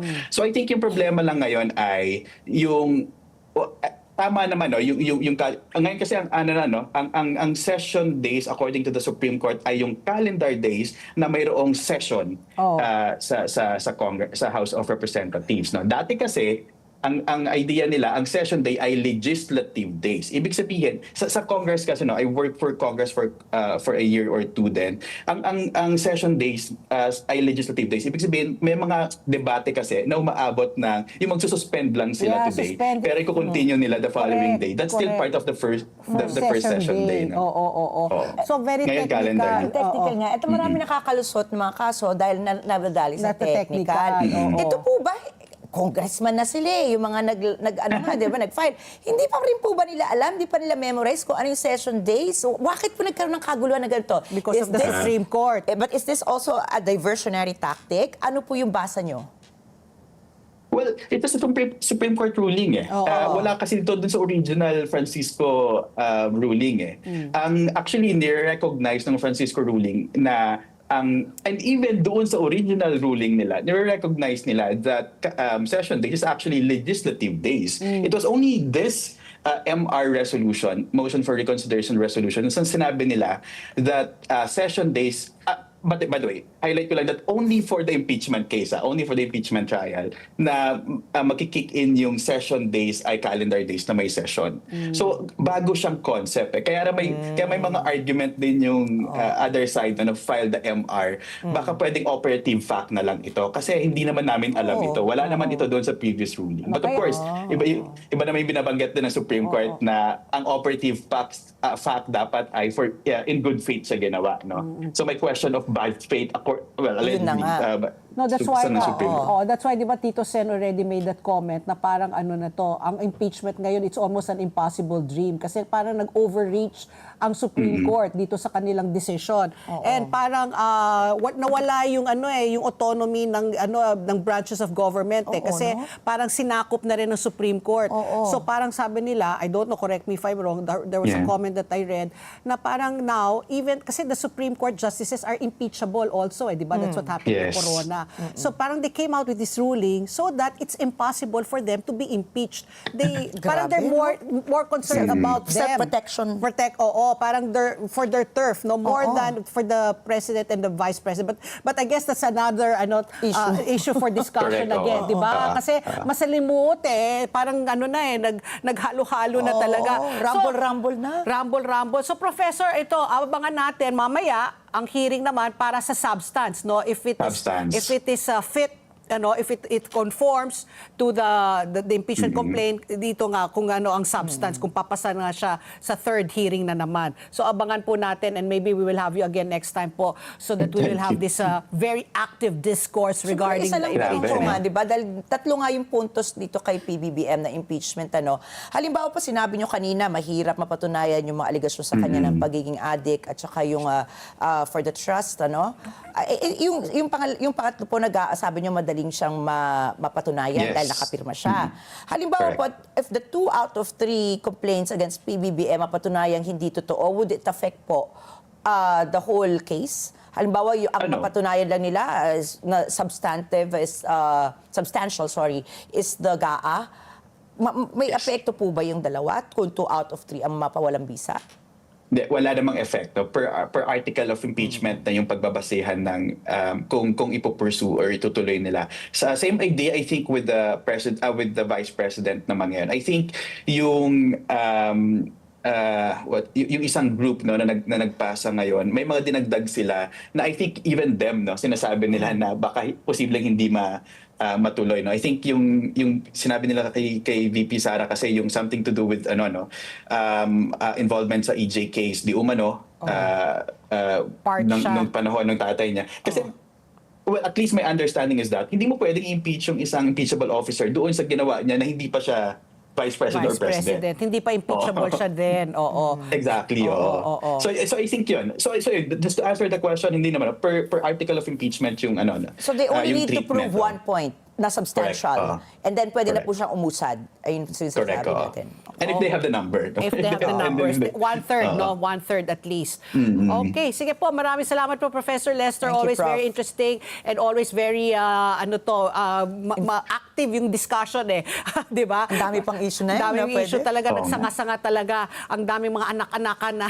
Okay, maraming salamat po, Professor Lester Thank you. Balmatero po. Sa ulitin po. Thank you, sir. Ayan po. At ang oras, alas 9:24 na po ng umaga. Sa aming pagbabalik, ayan, mula po sa impeachment complaint ng ating presidente, tutungo naman tayo sa impeachment complaint laban naman po sa ating vice presidente. At makakausap po natin si Attorney Michael Powa, isa po sa mga abogado, battery of lawyers ni VP Sara. Sabi niya, bring it on! Handang-handa na akong harapin ready ito. na nga daw siya. Oo, di ba?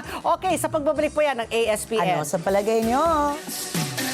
Ang sigaw ng Pinoy Nation. Information and education. Sa dami ng usap-usapan, alin ba ang dapat paniwalaan? Magandang umaga, Pilipinas! Luzon, Visayas at Mindanao. Siyempre po, worldwide. Balitang may basehan, komentaryong may laman. Kasama sina Jen Subarjaga at Nelson Lubao. Tuloy ng paglilingkod bayan. Balita, komentaryo, totoo. 100%. Lunes hanggang Biyernes, alas 5 ng umaga, dito lang sa Net 25.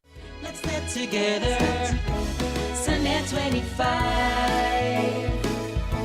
Sa Net 25. Wala kang tutuluyan? Hindi no, marami akong tutuluyan. Magbubuk lang ako ng hotel. Ang kapos sa perang si Jenny. Mapipilitang makituloy kila John. Kuya!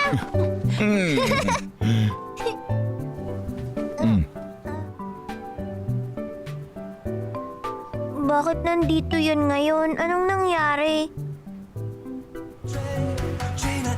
Here we meet again. Panoorin mamaya 9 p.m. dito lang sa Net 25. Let's get together sa Net 25. Sa Net 25. Matatag ang paninindigan. Matapang sa pagresponde. Matapat sa paglilingkod. Pati kang tagapagbalita. Mata natin sa balitaan. Alex Santos kasama gabi-gabi sa Mata ng Agila Primetime.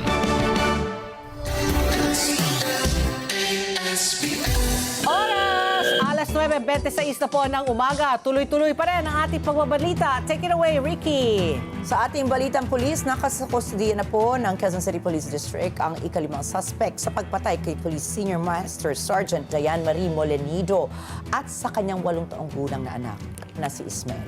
Natukoy na ang suspect na si alias Maribel na kapatid ng isa pang suspect, ang sinibak na pulis na si Christian Panganiban na asawa ng isa pang suspect. Ang ahente naman ng sasakyan na si Pia Panganiban. Hawak na rin ng pulisya si Nahil Valdemoro D. at Police Senior Master Sergeant John Molenido na siyang asawa po ng biktima. Lumalabas na isa si Maribel sa mga nagbalot sa bangkay ng mga biktima at naglinis sa crime scene. Huling nakita magkasama ang mag-ina noong January 16. Opisyal na iniulat ang kanilang pagkawala noong January 19. At noong January 24 nga po, matatandaan po natin na tagpuan ang bangkay ni Dayan sa isang sapa sa Pulilan, Bulacan na may tama ng bala sa ulo. January 29 naman ang nakita ang bangkay ng anak nito na si John Ismael sa isang taniman ng kalamansi sa Victoria, Tarlac. Natukoy sa paunang investigasyon na nagtungo ang mag-ina sa Quezon City para makipagkita sa car agent na si Pia kaugnay ng bentahan ng sasakyan. Si Pia, alam niyo po ba, inaanak pa sa kasal ni Dayan. Pinasok ng mga otoridad ang bahay ng car agent sa Quezon City. May nakita ang mga bakas ng dugo sa naturang Ano yan? Parang isang barangay, no? Parang Oo. nag-usap-usap sila. Halika, patayin natin itong mag-ina Grabe, na ito. no? Ano really pumasok don't see sa the- utak ng mga yan, ano? Oo, tapos nag-cover up sila. Oo. Tapos yun na nga, sabi mo nga, yung tatay Tatay, pala. oo. Tatay pala talaga. Tatay Akala pala natin, talaga. ano, May- baka may angulo stepfather. dati. Oo, naiinda. Kaya kasi the way he said it, parang marami pang ambisyon yung batang yan. The way he said it, parang detached siya sa anak niya, no? So yun ang nakakalungkot. At ang oras, alas 9:28 na po ng umaga. Ito po ang ating showbiz pasilip. Magfi-flex muna tayong mga Pinoy dahil po si Arabelle de la Cruz, grand champion po sa prestiyosong Veiled Cup sa South Korea. Isang malaking karangalan po ang dinala ng Pilipina beauty at performer na si Arabelle de la Cruz matapos niyang tanghaling grand champion sa Veiled Cup, isa pong international competition na ginanap nga po sa South Korea. Sa naturang prestiyosong patimpalak, matagumpay na nalampasan niya ang mga co-finalists mula sa iba't ibang bansa sa Asia dahilan upang makuha niya ang pinakamataas na titulo ng kompetisyon. Pinatunayan po ni Arabelle ang kanyang husay, determinasyon at world-class talent na umani po ng paghanga, hindi lamang mula sa mga hurado kundi pati na rin po sa international audience. Ang tagumpay na ito ni Arabelle de la Cruz ay isa na namang nakaka-proud moment para sa Pilipinas na muling nagtaas po ng bandila ng bansa sa larangan po ng international competitions. Ayan po. Anong kinanta niya ni Arabelle? Narinig ko lang. Parang Birit Queen tong si... Ayan. Teka nga. Ayan siya.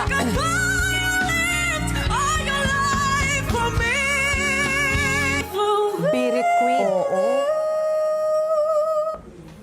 Mabuhay! Ako si Laguna Diva. My real name is Arabelle Manalo de la Cruz and galing ako sa probinsya sa Laguna in the Philippines.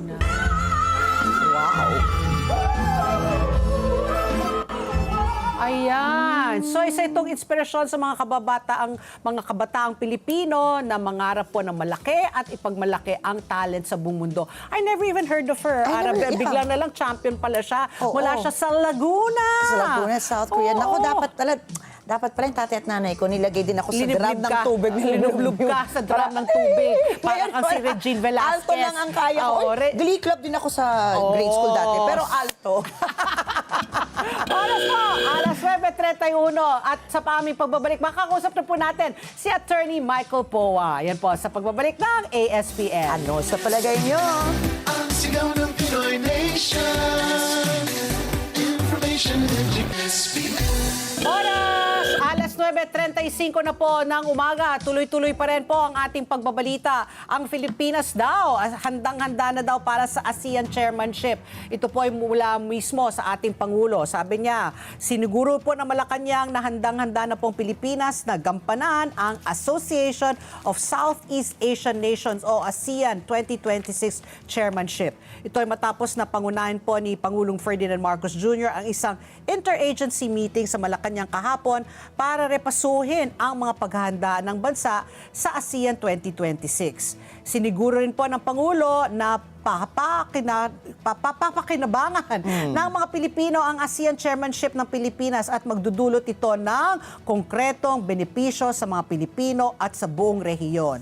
Tinalakay rin po sa pulong ang mga prioridad na plano ng pamahalaan na nakatuon sa paglikha ng trabaho, suporta sa maliliit na negosyo, pagpapabuti ng digital services at pagpapatibay ng mga programang nakasentro sa mamamayan. Binigyan din po ng Pangulo ang pagtutok ng ASEAN sa pagtulong sa Bangsamoro Autonomous Region in Muslim Mindanao o BARM, lalo na po sa darating na BIMP EAGA meeting sa ASEAN Summit. Ako naman gusto ko lang i-congratulate. Medyo nakaligtaan na natin si Alex, ha?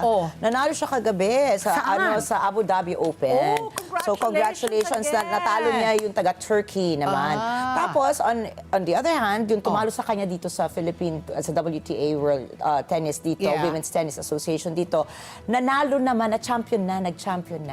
So natalo man si Alex, at least champion yung nakatalo sa kanya. Talagang world class talaga tong si Alex talaga, no? And congratulations, Alex Ayala. Continue to be an inspiration sa ating mga Pinoy. Ito naman, balik po tayo sa balita rin kay Pangulong Ferdinand Marcos Jr. dahil inatasan na ni PBBM ang iba't ibang ahensya ng gobyerno na bayaran na ang mga kontraktor na maayos naman ang trabaho. Matapos ang nabunyaga ng mga anomalya sa ilang flood control projects ng gobyerno, iniutos ng Pangulo na dapat siguruing nakapasa naman sa masusing inspeksyon ang mga proyekto bago bayaran ang kontrata. Sinabi ni Palace Press Officer Undersecretary Claire Castro na ang bilin ng Pangulo sa kanyang mga gabinete ay mag-move forward na. Maigpit rin anya ang direktiba ng Pangulo na tiyaking matututukan ng mga ahensya ng pamahalaan na mabilis subalit maayos sa paggawa sa mga infrastructure projects ng gobyerno. Una na po rito, inatasan ang mga ahensya ng pamahalaan na magsumite ng report kada 2 linggo ukol sa updates ng mga proyekto na kanilang tanggapan. Okay, at ang oras muli, alas 9:37 na po ng umaga. Ito po ang ating, babasahin muna natin ang mga comments ninyo habang naghahanda po si Attorney Michael Poa para sa ating interview sa kanya. Ang Senado ba ay lugar ng serbisyo o laro ng... Ay hindi, ito po ang yung ating tanong. Ating tanong nga ba, nararapat ba dapat na magkaroon po ng pagbabago sa liderato po ng Senado? At bakit? Ito pa, ulitin natin, dapat ba na magkaroon ng pagbabago sa liderato ng Senado at bakit? Mula po kay Dondon, sabi niya, dapat na po magpalit na dahil walang alam ang Senate President. Di kayang pamunuan ang Senado at walang direksyon kung saan pupunta. Sabi naman ni Amy Reyes, yes, kasi walang pinapatunguhan ang ginagawa ng mga kasalukuyang nakaupo. Ito naman galing kay Ariana. Sabi ni Ariana Grande, imbis na Ariana Grande. Yes, di naman nila natutumbok ng mastermind sa flood control. Tapos si tapos ito, yung Senate President, madalas halata walang alam sa mga statement niya. Ito naman galing kay Jocelyn Enoch Buenavides. Yes, dahil lahat na umaastang pinakamatalino.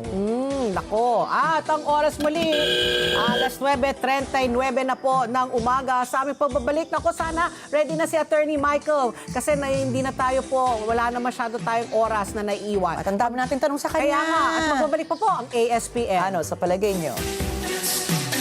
Ang sigaw ng Pinoy Nation. Information education. Oras! Alas 9:44 na po ng umaga at kasama na po natin dito live sa studio po ang spokesperson at kasama sa legal team po ni Vice President Sara Duterte. Walang iba kundi si Attorney Michael Poa. Good morning, Attorney Michael. Welcome back to ASPN and Happy New Year. Good morning, Happy New Year. Good morning, Ma'am Pat. You still look fresh. and good Mas morning, sinasabi mo Ma'am kanina Ricky. ka pang alas 6. I'm sure kasi nga you're the man of the hour dahil ano na nga ito di ba? I think yung makeup artist Yung yun ang Kasi nga kahapon, inihain na yung dalawang impeachment complaint laban po sa Vice President Sara at natapos na nga yung 1-year bar rule, di ba? So we expect talaga by February 6, uusad na talaga. So ano po ang reaction po ni Vice President Sara nung nakita po niya na pursugido na talaga po itong second impeachment complaint laban sa kanya? Hindi naman po ikinagulat ng ating Vice Presidente yan. Tulad nga rin ng statement namin kahapon as the defense team. No? Hindi rin talaga namin kinagulat yan dahil even in the past few weeks, marami na rin pong lumalabas ng mga balita, mga grupo na nagsasabi that they will be filing this complaint. So we anticipated that. In fact, even when the Supreme Court case was still pending, and even when we got the resolution that was favorable to us, alam naman po namin, ina-anticipate na natin na magpa-file talaga sila ng panibagong round of impeachment complaints. At dahil doon, hindi naman natigil yung paghahanda rin ng defense team.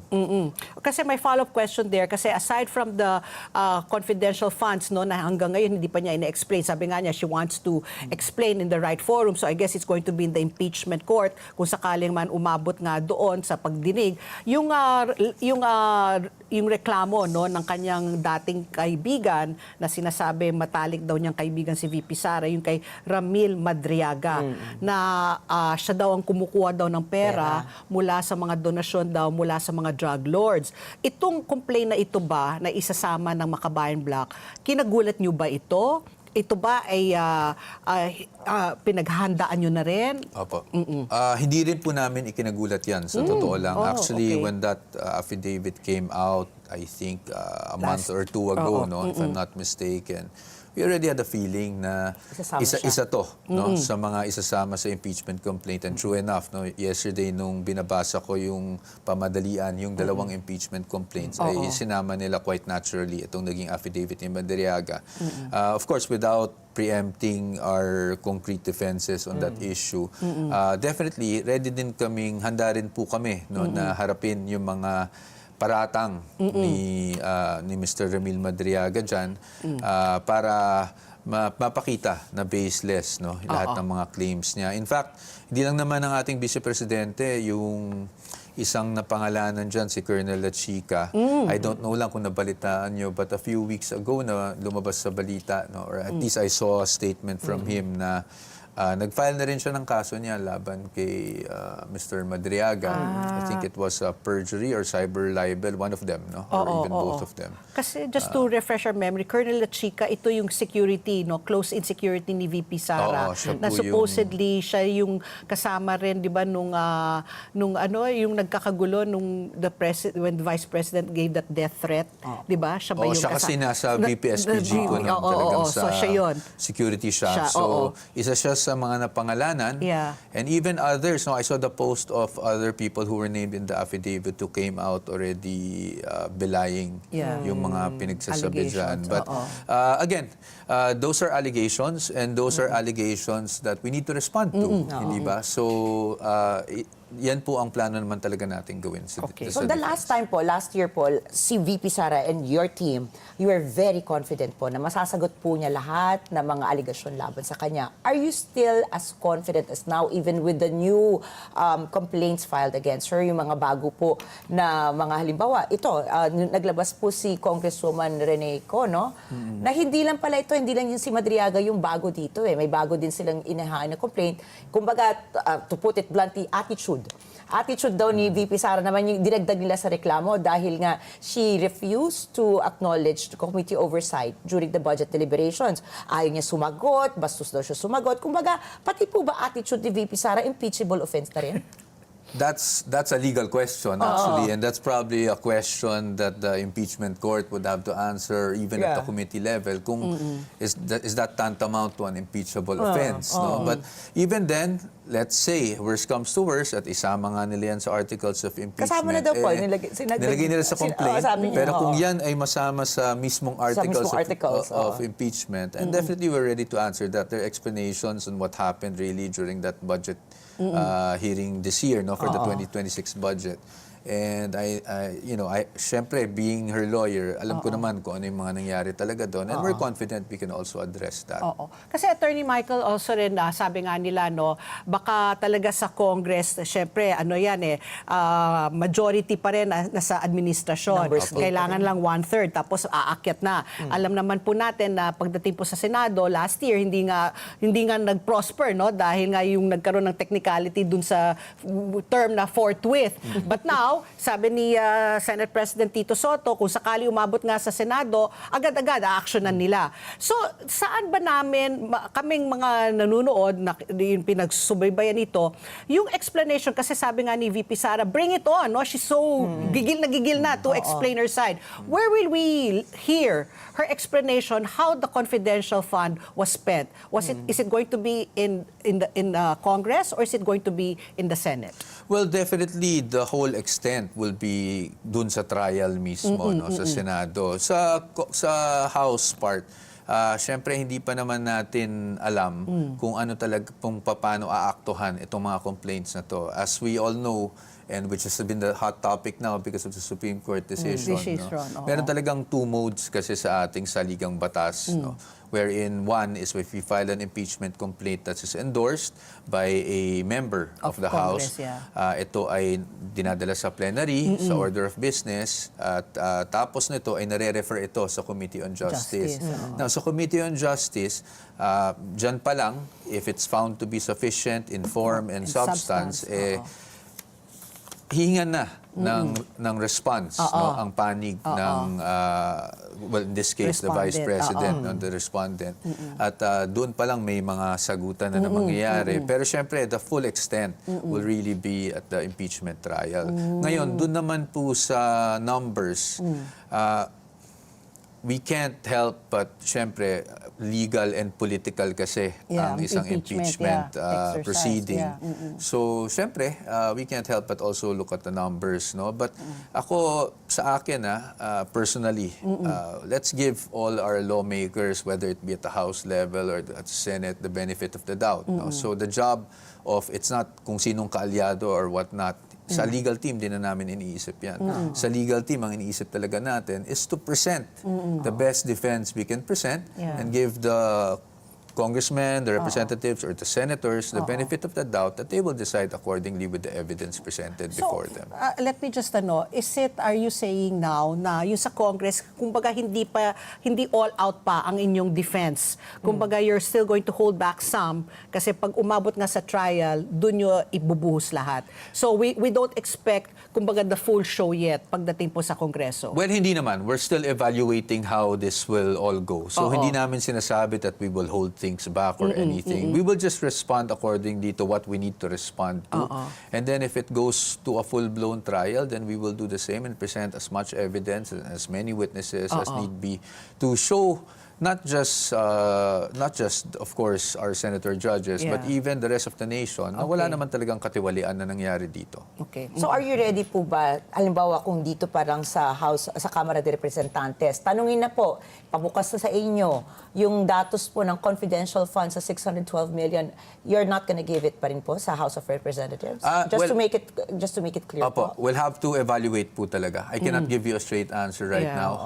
Also, not just because syempre, napag-usapan na namin yan. Hindi naman ako magsisinungaling, no? But we don't want to really, and I hope we understand that I'm not at liberty to disclose these things because it all goes into strategy and we don't want to telegraph our strategy. So it's not because right you are hiding something? No, definitely Let's make it clear lang po to the audience. Kasi siyempre sasabihin nila, bakit maghihintay pa? Ganon, di ba? Definitely not. There's nothing to hide actually, di ba? So it's just a matter of presenting the evidence at the proper time. So Attorney Michael, would you have timing. preferred, on a personal note, would you have preferred that the impeachment proceedings happened last year? Or are you glad that it was delayed to this year? In terms of strategy, kung natuloy last year, kung sabayin natin inaksyonan ni Senate President Chis Escudero at nagkaroon ng trial po, mas maganda ba ang chances nyo then or mas maganda yung chances nyo now? I think pareho lang eh. Pareho I think it's lang. irrelevant. Because, Even if 2028 is nearer to this year than last Well, year? even given yung pagbagsak po ng trust rating ng ratings? administrasyon ngayon because of the flood control scandal, you don't think that this is beneficial to your camp now? To be very frank, we never considered that because sa akin, if it's politically motivated or not, I think we leave it to our countrymen, ang taong bayan na ang mag-judge kung ano ang motivation behind this. But just speaking, because I can only speak For as part yourself, of the yes. legal team, it's really showing the best defense, and we believe that all the senator judges will decide in accordance with evidence. Diba? At least that we're optimistic about that. So, ngayon, yung last year, we were ready to go to trial. The Vice President herself was ready to go to trial. But as I've mentioned before, as lawyers, we also had the duty to point out some infirmities in the process. At kung meron mang magandang naidulot yung pag-akit namin sa Supreme Court, at least now we have clear guidelines on how impeachment should be initiated. Alam ko, this is not the first case about impeachment. We have Francisco versus House of Representatives. We have Gutierrez versus House of... So, this is not the first time, but each initiation kasi is unique.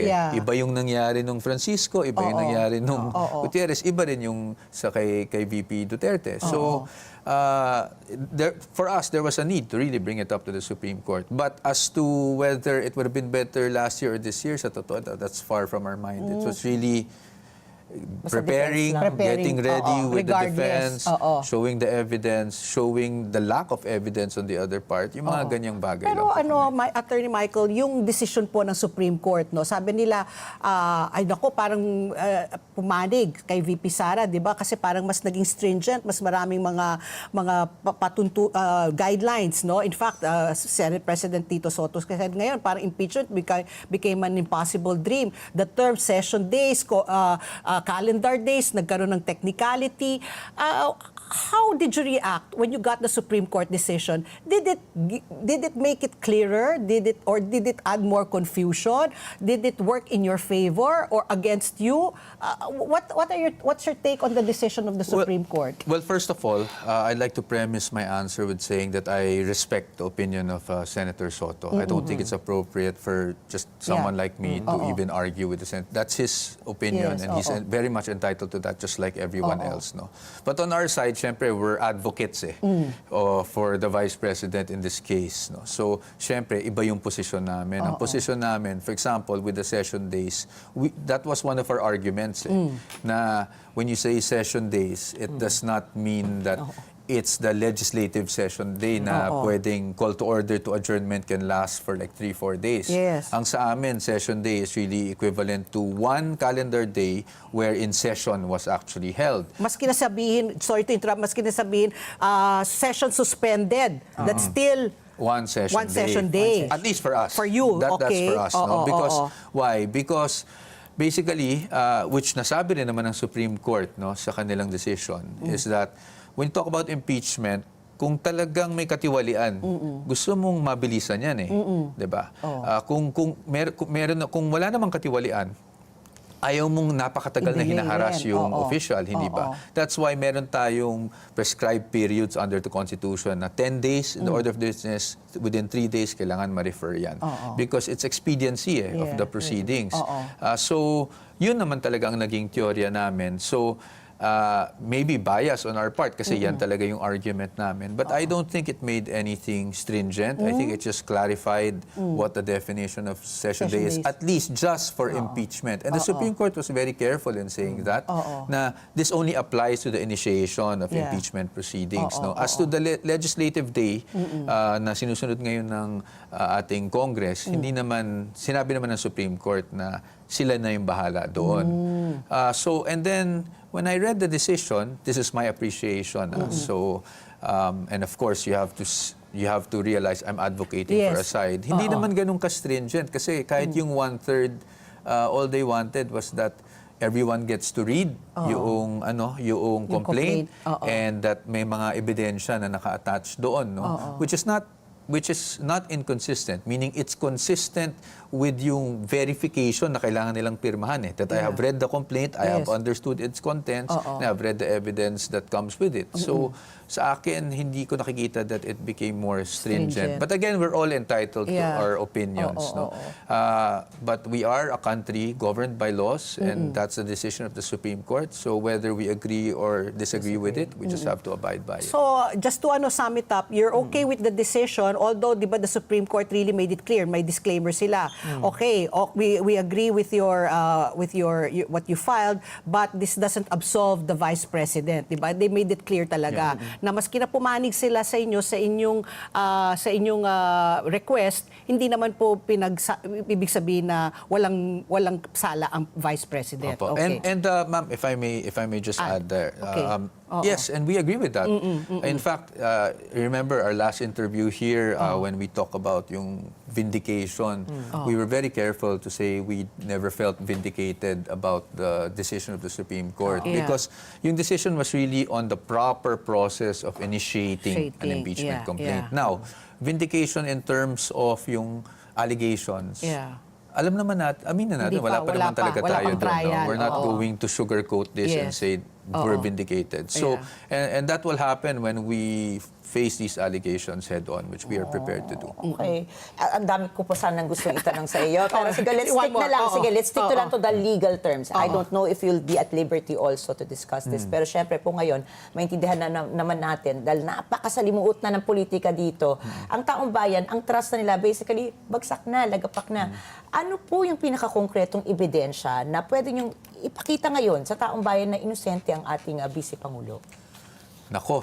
Again, I cannot preempt, but I guess ang pinaka siguro to reassure na lang ang ating mga kababayan na handa tayong sagutin ang mga paratang. And to us, ang pagsagot sa paratang, we don't have to go into legal acrobatics. We just have to present the facts.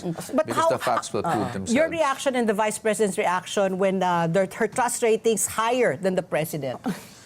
Well, I'm no longer the spokesperson of the Vice President. Of course, I'm happy that the people This will still affect trust her. And I think it's it. a testament to the job that she's been doing. Despite itong mga batikos, despite the impeachment complaint last year, this year, she never stopped working kasi. No? And so, the legal side, we're here for that. The legal team was formed back in 2023, and we were always prepared for that. So that allowed her to still continue performing her job regardless of the odds. So how may follow-up Despite kasi all odds. how hands-on is she dito sa inyong legal team, 'di ba? I mean, how often do you meet? How often do you strategize? How much of her time is devoted to listening to your arguments to paano? Well, Just curious lang. kami sa legal team, kami mismo, yung legal team lang mismo, we meet regularly, no? Almost weekly, if not twice a week pa nga. And then, of course, we have our Zoom calls and whatnot. With the Vice President naman, we communicate almost every day. But in terms of, does she waste so much time just talking to the lawyers? Lawyer din naman siya, so mas madali yung interaction namin.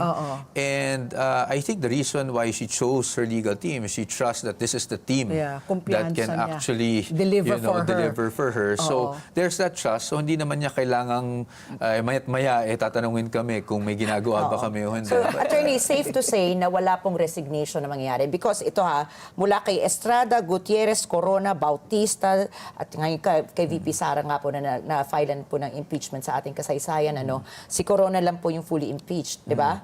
Lahat po nag-resign before magkaroon ng impeachment. So it's safe to say there's no talks of resignation from VP Sara. Tuloy-tuloy ang laban. Again, I cannot speak for the Vice President, pero masasabi ko for myself, wala kami na pag-uusapan na ganyan. Kasi tuloy-tuloy ang trabaho, kaya nga tumaas ang trust rating ng ating Vice So Presidente. mamaya abangan nyo for sure mamaya yung hearing na naman ng Justice Committee kung if it's sufficient in For the President. for the President For pala the yun. President. So yung sa Vice President kailan po yung hearing po? Wala po Wala pa? Kasi aaktuhan pa nila yan. It will have to be tabled in the order of business within 10 session days. Katulad pinag-usapan natin.